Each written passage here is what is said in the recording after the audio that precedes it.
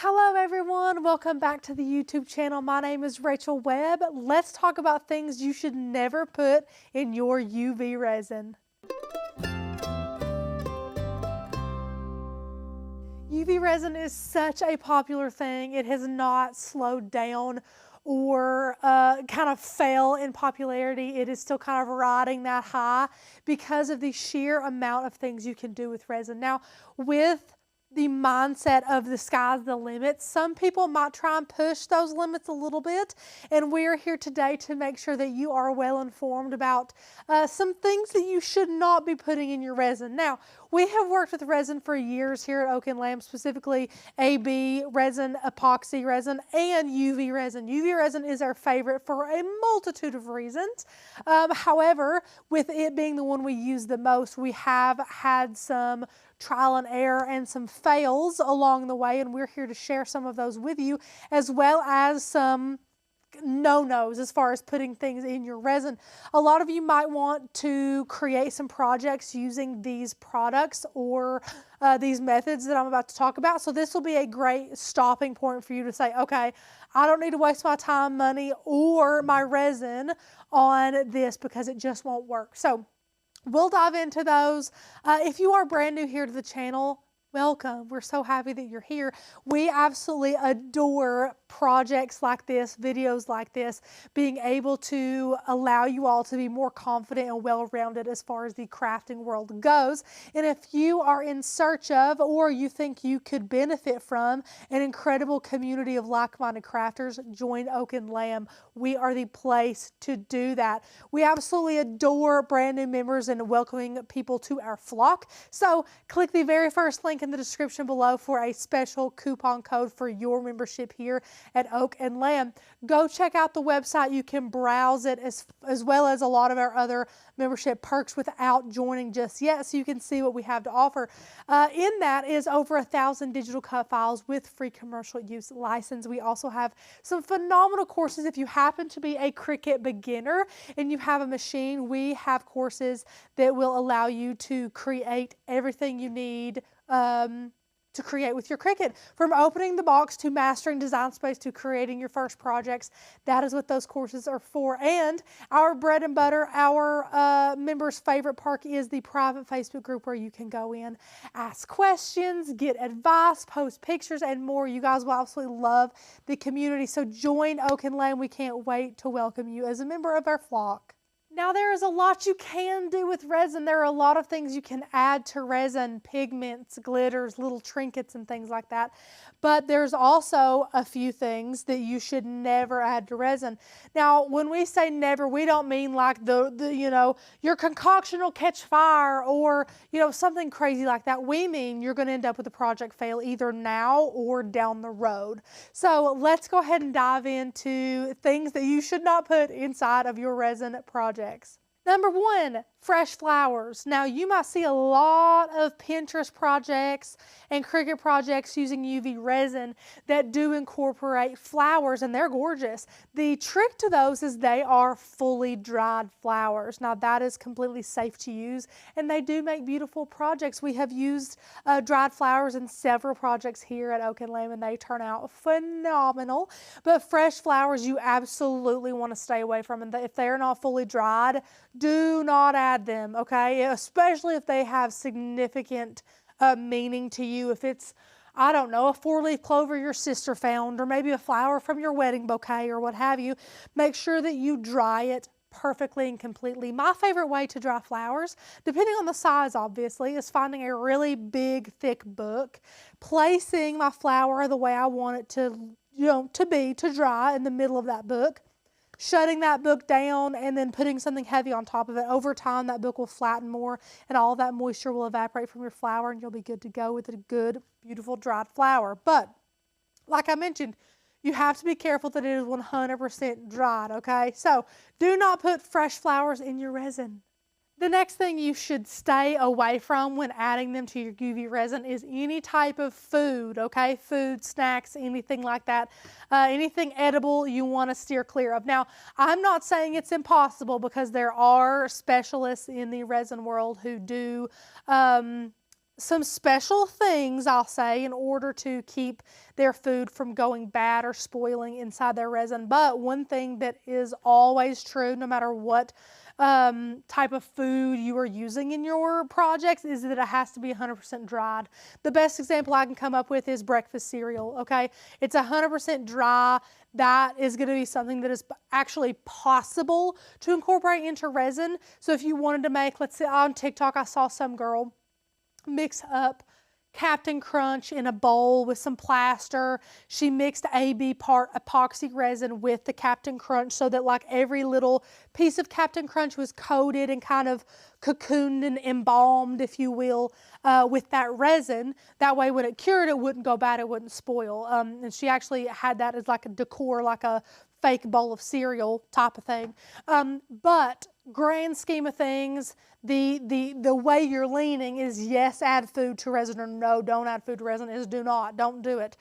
We personally don't ever plan on incorporating it into resin. There's a lot more risk of failure and your food spoiling, things like that, so you don't want to add anything like that to your resin. Although it might be tempting, definitely steer clear of food.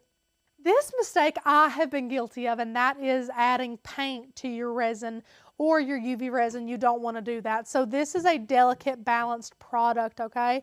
This has everything that it needs in order to cure properly if you have the right light source. So with that being said, be careful what you add no matter what it is. So paint is something that is going to change the makeup, the chemical makeup of this product. You don't want to do that. So anything you add to it that's not specifically for resin, that is in liquid form roundabout, is going to change the chemical makeup of this resin, which is going to not allow it to cure properly. Again, unless it is special for UV resin.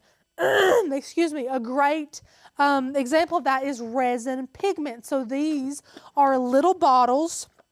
See how cute? Little bottles of really concentrated dye that is formulated specifically to not mess up the chemical makeup of your resin. That, and you only add a couple of drops, so you are able to get that effect without compromising your project. Now, there are different types of resin pigments. There are some in powder form.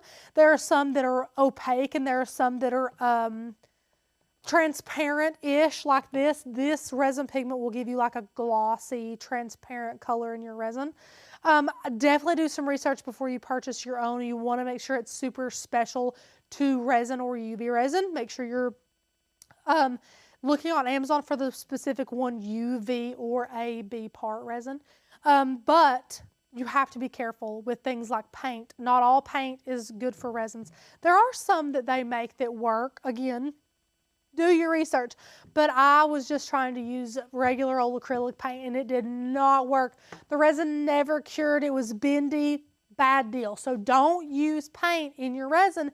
I know it can be tempting. I have made that mistake before, but we hope to save you some time and money. So learn from our mistakes. Don't do it.